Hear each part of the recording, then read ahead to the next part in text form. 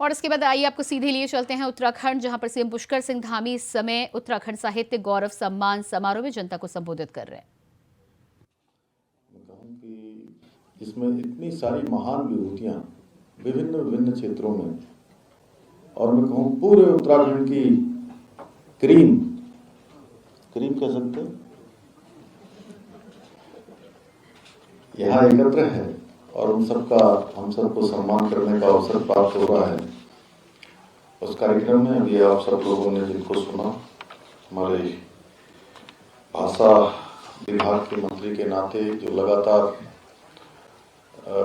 भाषा के लिए, साहित्य के लिए, हमारे साहित्यकारों के लिए और इन सभी क्षेत्रों में काम करने वाले सभी के उत्थान के लिए उनको आगे मंच मिले, आगे उनका प्रोत्साहन हो। लगातार काम करने वाले ऐसे आदरणीय हमारे कैबिनेट मंत्री आदरणीय सुबोध उनियाल जी, मंच पर आसीन हमारे बहुत वरिष्ठ नेता, और ये जो सभागार है, इस सभागार में हमको सबसे ज्यादा अगर अध्यक्षता करने वाले कोई देहरादून के मंत्री होंगे तो वो मंत्री है हमारे श्री खजानदास जी, आदरणीय खजानदास जी,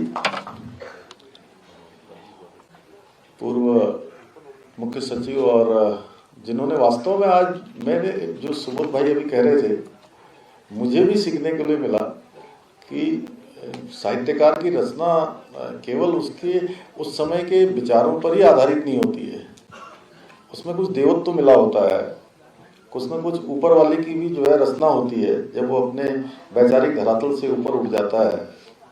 और मैं सच बताऊं तो आज मुझे एक अलग प्रकार का ज्ञान आपने यहाँ पर दिया।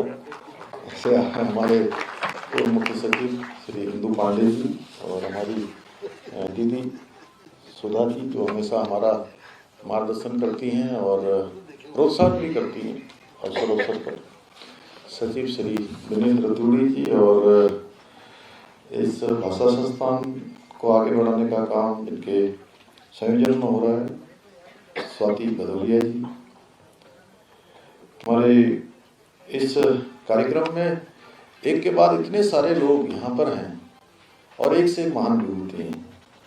हमारे आदरणीय नरेंद्र सिंह नेगी जी, जो कि जिन्होंने हमेशा हम सब के अंदर एक उत्साह का सृजन किया है अपने गीतों से, और उनकी फरमाइश तो इतनी होती है कि अगर यहाँ पर भी समय होता तो हम लोग कहते कि एक गीत यहाँ भी सुना दीजिए।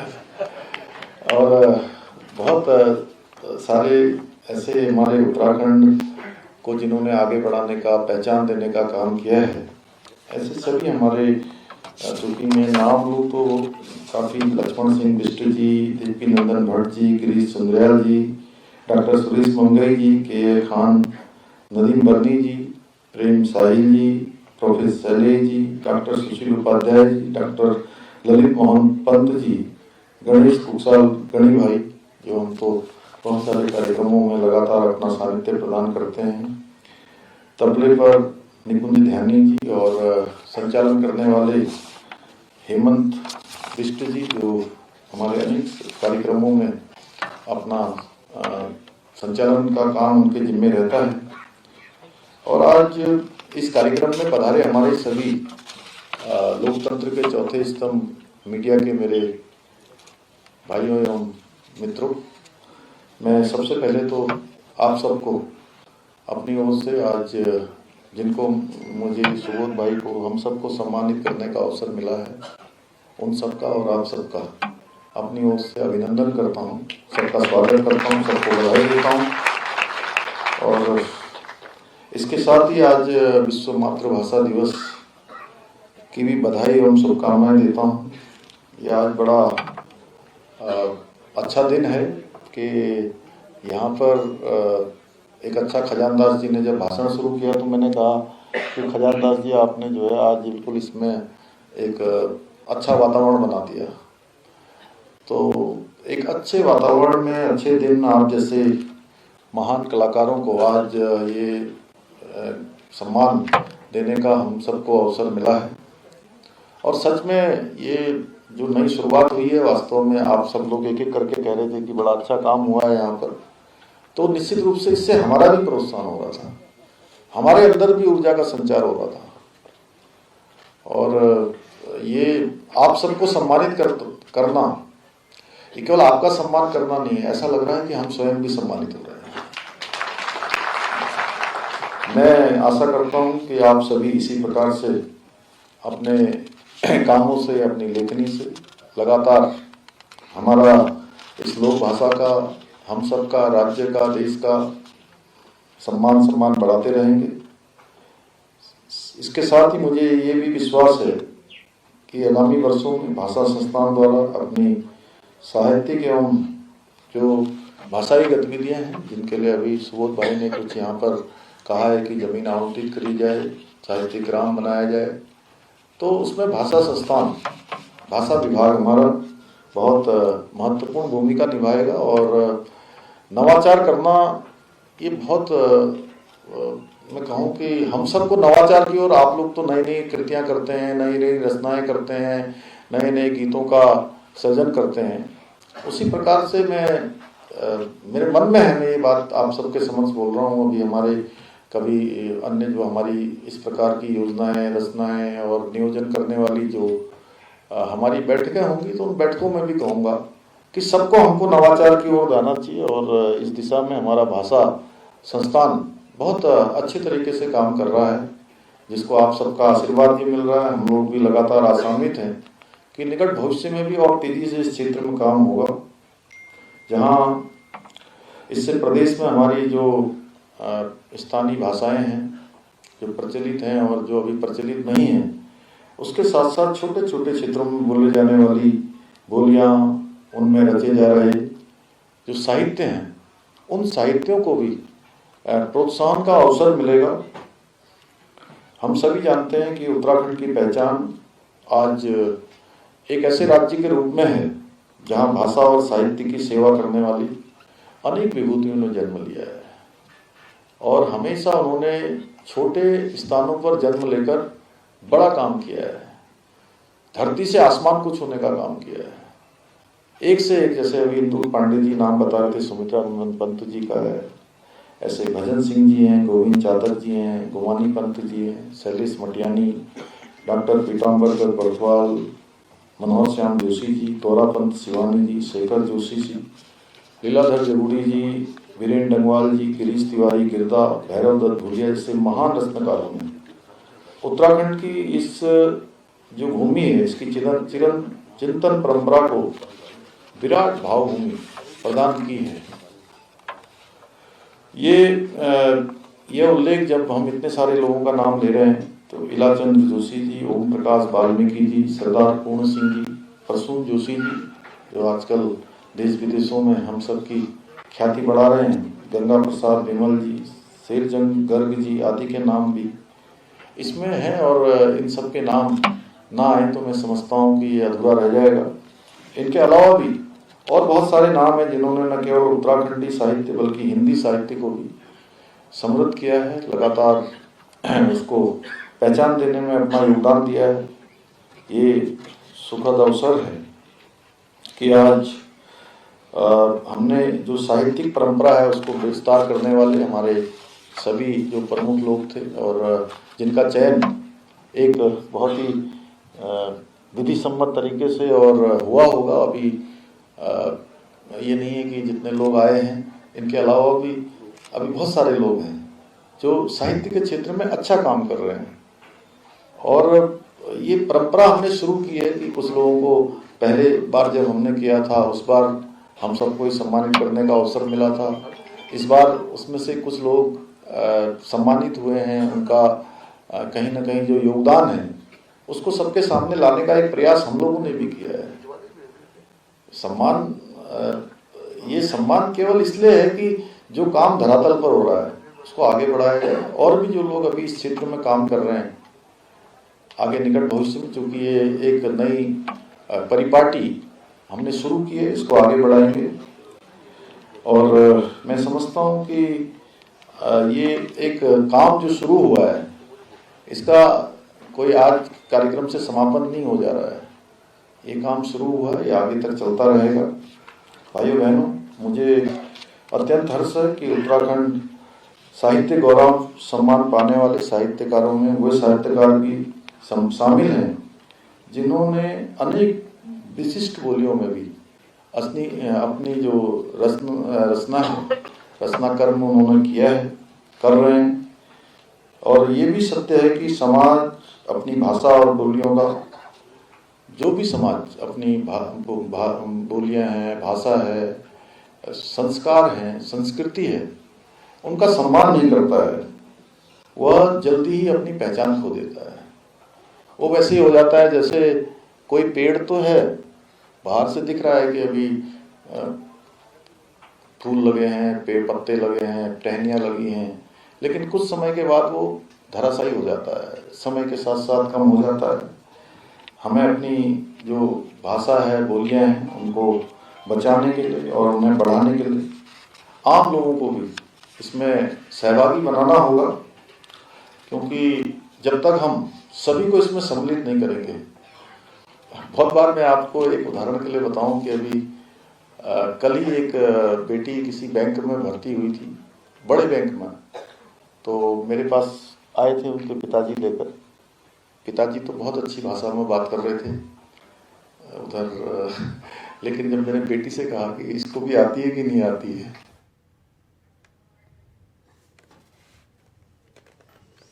और इसके बाद बात करेंगे अगली खबर की। झारखंड की राजनीति गरमाई हुई है। जमीन घोटाले में हेमंत सोरेन को ईडी के द्वारा गिरफ्तार किए जाने के बाद चंपई सोरेन ने सीएम की कुर्सी संभाली है। बहुमत साबित कर उन्होंने संशय भी समाप्त कर दिया है, लेकिन अब जेएमएम के नेतृत्व वाली महागठबंधन सरकार के सामने सहयोगी कांग्रेस के विधायकों ने बखेड़ा खड़ा कर दिया है। मंत्रिमंडल का विस्तार किया गया, विधायकों की नाराजगी सतह पर आ गई। नाराज विधायकों से दिल्ली में केसी वेणुगोपाल से मुलाकात के बाद कहा है कि उन्हें कमियां दूर करने का आश्वासन दिया गया है, लेकिन अब आश्वासन पर टिका बुनियाद कब तक मजबूत दिखाई देगा, ये देखने वाली बात होगी। अरे एकदम हटिए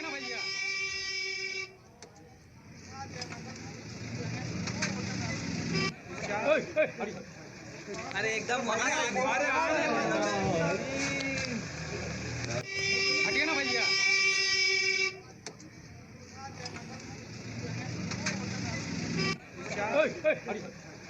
अरे एकदम तो तस्वीरें आप देख पा रहे हैं झारखंड में जिस तरह से गठबंधन में कांग्रेस के 12 विधायकों की नाराजगी चल रही है। दिल्ली राजधानी में सोनिया गांधी और मल्लिकार्जुन खड़गे से मुलाकात को लेकर तमाम विधायक अड़े हुए थे। इस पूरे मामले में अब वेणुगोपाल से मुलाकात हुई है। देखना ये होगा कि मुलाकात के बाद क्या कुछ आश्वासन दिया गया है, क्या नतीजा निकलकर सामने आता है। हालांकि कांग्रेस के तमाम विधायकों का ये कहना था कि जब तक उनकी बात नहीं मानी जाती है तब तक वो दिल्ली में टिके रहेंगे। देखिए, सारी बातें आप लोगों के समक्ष हम लोगों ने रख दिया है। बार बार एक ही चीज मत पूछे ना। यहाँ क्या करेंगे आप? देखिए, यहाँ पे हमारे सभी साथी हैं और हम लोग सब एक साथ निकल रहे हैं बाहर दिल्ली जा रहे हैं, दिल्ली से कहीं और जा रहे हैं। और इसी खबर पर हमारे साथ रांची से संवाददाता अजय कुमार पांडे फोन लाइन पर जुड़ चुके हैं। जी अजय, जिस तरह से जानकारी निकलकर सामने आ रही है, तमाम विधायकों की केसी वेणुगोपाल से मुलाकात हुई है, क्या कुछ जानकारी मिल रही है? कल लगातार कई दिनों से कांग्रेस के कई विधायक जो है नाराज है और कल वेणुगोपाल जी से बातचीत हुई है। उन्होंने कहा है कि लोकसभा के चुनाव की तैयारी करें और अपने क्षेत्र में जो भी आपकी समस्या है, यानी जो आपके मंत्रियों बात नहीं सुन पाते हैं, जो पुराने चेहरे की जो बात बगावत थी कि भाई वो हमारे जो पुराने मंत्री हैं वो किसी भी विधायक, कांग्रेस के विधायक की बात नहीं सुनते, इसलिए करके खास नाराजगी थी। और उन्होंने आला कमान भी इसके पहले भी जब नई सरकार सत्ता पलट हुआ था तो उन्होंने यह भी कहा था कि सरकार नई चेहरे सामने लाएंगे।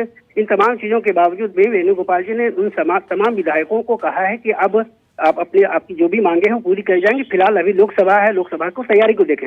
लेकिन अब तक इस बात को लेकर उनको उन भरोसे पर नहीं है उतरे हैं कि अब वो उनकी बात को मान जाए, क्योंकि अभी तक क्योंकि कल शाम की बात हुई, मुलाकात हुई, अभी तक वो झारखंड नहीं लौटे, क्योंकि अब कल के बाद बजट सत्र भी है, अब उनको बजट सत्र में होना जरूरी है। तो ऐसे में अब नहीं लगता है कि तमाम चीजें को उनको ये बना पाए, उनको मना पाए, या इस चीजों को अभी तक झारखंड में अभी तक नहीं देखने पा रही है। लेकिन ये भी सूत्रों से खबर है कि कांग्रेस के कम से कम 3 विधायक ऐसे हैं जो बीजेपी के संपर्क में हैं। ये उनको ट्रेस किया जा रहा है कि वो तमाम वो कौन से ऐसे विधायक हैं जिनको बीजेपी से संपर्क है। तो तमाम चीजें अभी तक चीजें जो है साफ स्पष्ट नहीं है। भले वो कांग्रेस यह कहे, बात को दावा करे कि हमने मना लिया है सभी विधायकों को, लेकिन ऐसी स्थिति अभी झारखंड में नहीं देखने को मिल रही है। जी बिल्कुल, तो कुल मिलाकर इस पूरे मामले में अभी भी संशय बना हुआ है। आश्वासन जो दिया गया है उसको लेकर विधायकों का क्या कहना है? देखिए, आश्वासन भी जो बिल्कुल मिला है, लेकिन जो नाराज विधायक उनको भरोसा नहीं है इस बात को लेकर के कि अब चीजें आगे भी बढ़ सके। उनकी अपनी तमाम चीजें मांगे जो हैं अब तक वो उनको संतुष्ट तरीके से जवाब नहीं मिल पाए। वो उनकी बातों को जो आलाकमान से कल जो बात हुई है उनसे संतुष्ट नहीं है। लेकिन संतुष्ट नहीं होने का कारण नहीं कि वो अभी तक विधायक दिल्ली से लौटे नहीं है झारखंड। तो इसे ये स्पष्ट कयास लगाया जा रही है कि जो भी बातचीत हुई है और झारखंड के कांग्रेस जो है वो अभी तक मनाने में विफल रही है। जी बिल्कुल अजय, इस तमाम जानकारी के लिए बहुत बहुत शुक्रिया। और इसके बाद बात करेंगे अगली खबर की। अगली खबर राजधानी दिल्ली से आ रही है। शंभू बॉर्डर पर किसान तैनात, जेसीबी पोकलेन मशीनों के साथ किसान मौजूद। 14,000 किसान शंभू बॉर्डर पर मौजूद। दिल्ली बॉर्डर्स पर लगने लगा है भारी जाम। पुलिस ने शंभू बॉर्डर पर छोड़े 16 आंसू गैस के गोले। तो किसानों ने जिस तरह से दिल्ली मार्च को लेकर आज बात कही थी, पंजाब के किसान दिल्ली मार्च की तरफ आगे बढ़ रहे हैं। ऐसे में 14,000 किसान शंभू बॉर्डर पर मौजूद हैं। पुलिस ने शंभू बॉर्डर पर 16 आंसू गैस के गोले छोड़े हैं किसानों को तितर बितर करने के लिए, भीड़ को मैनेज करने के लिए। दिल्ली बॉर्डर्स पर लगने लगा है भारी जाम। तो लगातार पंजाब के किसान आज दिल्ली मार्च को लेकर आगे बढ़ रहे हैं। शंभू बॉर्डर पर 16,000 से ज्यादा संख्या में किसान तैनात हैं। ऐसे में पुलिस ने शंभू बॉर्डर पर 16 आंसू गैस के गोले भी छोड़े हैं। जानकारी ये भी निकलकर सामने आ रही है। उधर हाईकोर्ट का भी आदेश सामने आया है कि पंजाब की सरकार किसानों को मैनेज करे।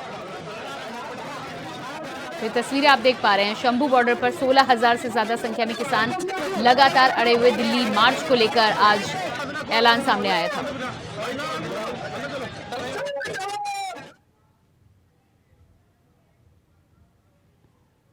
और इसी खबर पर हमारे साथ दिल्ली से संवाददाता अजीत कुमार जुड़ चुके हैं। इसके साथ ही साथ गाजीपुर से हमारे साथ संवाददाता सादिक खान भी जुड़े हुए हैं।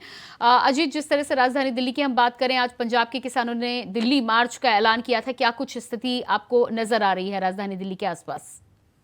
देखिए प्रियंका, अगर मैं बात करूं दिल्ली की, तो शंभू बॉर्डर पर जिस तरीके से तस्वीर देखने को मिली, जब आज एक बार फिर से किसान और जो सुरक्षा एजेंसियों के बीच झड़प हुई, उसके बाद मैं इस समय दिल्ली के टिकरी बॉर्डर पर खड़ा हूँ। टिकरी बॉर्डर पर जो सुरक्षा जो जवान है वो विशेष रूप से तैनात किए गए हैं। उन्हें लोकल पुलिस के अलावा सीआरपीएफ और आरएफ के जवान तैनात किए गए हैं। और इतना ही नहीं, यहाँ पर कई जो सुरक्षा लेयर जो है वो बनाए गए हैं। और इसके अलावा अभी मैं आपको एक्सक्लूसिव तस्वीर आपको मैं दिखा जा रहा हूँ कि यहाँ पर पहला सुरक्षा जगह है जहाँ पर जो सुरक्षा जवानों की तरफ से विशेष जो पहले वो की गई है, जिसमें पीली पट्टी यहाँ पर बनाई गई है, ताकि जो भी किसान यहाँ अगर आते हैं, दिल्ली कुछ करते हैं तो टिकरी बॉर्डर की तरफ आते हैं, तो उनके लिए यहाँ पर सांकेतिक रूप से कि किस तरीके से उन्हें यहाँ रुकना है, ये एक तरीके से सांकेतिक रूप है कि किसानों को इससे आगे नहीं बढ़ना है। अगर इससे आगे बढ़ते हैं, यानी कि अगर वो येलो पट्टी को अगर वो क्रॉस करते हैं, तो निश्चित तौर पर कहा जा सकता है कि धारा 144 जो लागू है उसका उल्लंघन किया जाएगा।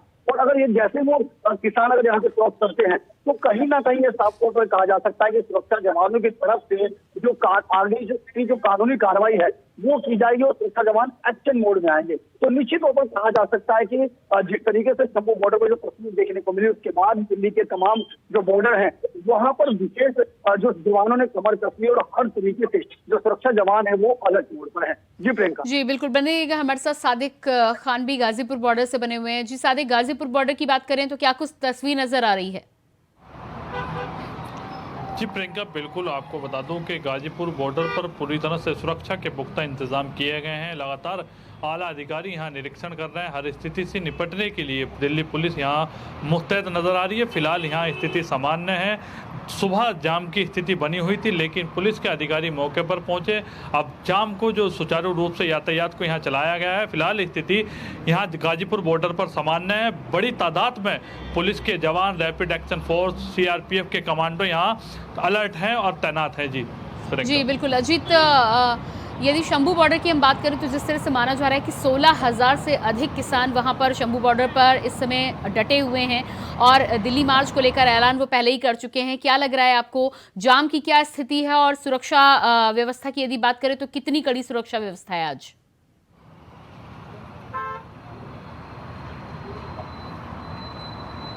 जी अजीत, मुझे सुन पा रहे हैं क्या आप?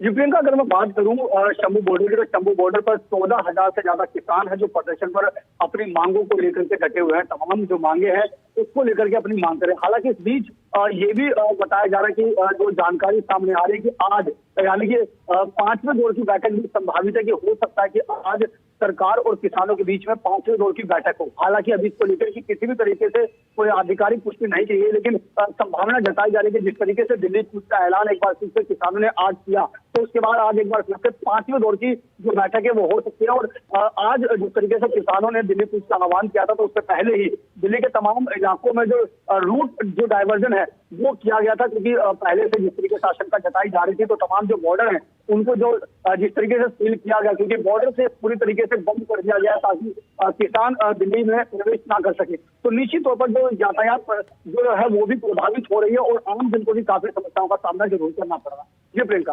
जी बिल्कुल सादिक, जिस तरह से जाम की स्थिति बनी हुई है, लेकिन एक तरफ पंजाब के किसान दिल्ली मार्च को लेकर तैयार हैं, दूसरी तरफ सुरक्षा एजेंसियां भी लगातार तैनात हैं। क्या कुछ स्थिति आपको लग रहा है किसानों के ऐलान को लेकर, जो उन्होंने ऐलान किया है, कब तक रोक पाएगी पुलिस उन्हें? जी प्रियंका, बिल्कुल लगातार जो किसानों का आंदोलन है वो जारी है। एक बार फिर से किसानों ने दिल्ली मार्च का आह्वान किया। उसके बाद अगर बात की जाए सुरक्षा व्यवस्था की, तो पूरी तरह से हर बॉर्डर पर सुरक्षा के पुख्ता इंतजाम किए गए हैं, लेकिन जनता, आम जनमानस इस जो आंदोलन के चलते परेशान साफ तौर पर नजर आ रहा है। जाम से लोग जूझ रहे हैं, जगह जगह जाम की शिकायतें हैं। अगर बात की जाए गाजीपुर बॉर्डर पर, तो सुबह से यहाँ भी लंबा जाम था, लेकिन मौके पे आला अधिकारी पहुंचे और उन्होंने जाम की जो स्थिति है उसे देखा। उसके बाद अधिकारियों को निर्देश दिए, जिसके बाद जाम खुला, सुचारू रूप से यातायात चला। लेकिन अगर हम और जगह की बात करें तो अभी कई ऐसी जगह हैं जहां पर जनता जाम से जूझ रही है। कहीं ना कहीं इस आंदोलन से जनता को भारी परेशानियों का सामना करना पड़ रहा है। और बात की जाए फिर किसान आंदोलन की, तो प्रियंका एक बार फिर से जो सरकार ने किसानों को न्योता दिया है, 5वें दौर की बैठक का न्योता दिया है कि किसानों से अर्जुन मुंडा जो कृषि मंत्री हैं, केंद्रीय कृषि मंत्री हैं, उन्होंने साफ तौर पर कहा है कि हम चाहते हैं समाधान हो, आप हमारे साथ 5वीं दौर की बैठक करें। हम चाहते हैं शांति व्यवस्था बनाए रखें, आप सभी हमारा साथ दें। अब देखना यह होगा कि किसान 5वीं बैठक। जी बिल्कुल सादिक, इस तमाम जानकारी के लिए बहुत शुक्रिया आपका। अजीत, आपका भी बहुत बहुत धन्यवाद। और इसी के साथ फिलहाल इस बुलेटिन में इतना ही। खबरों का सिलसिला जारी रहेगा। नमस्कार।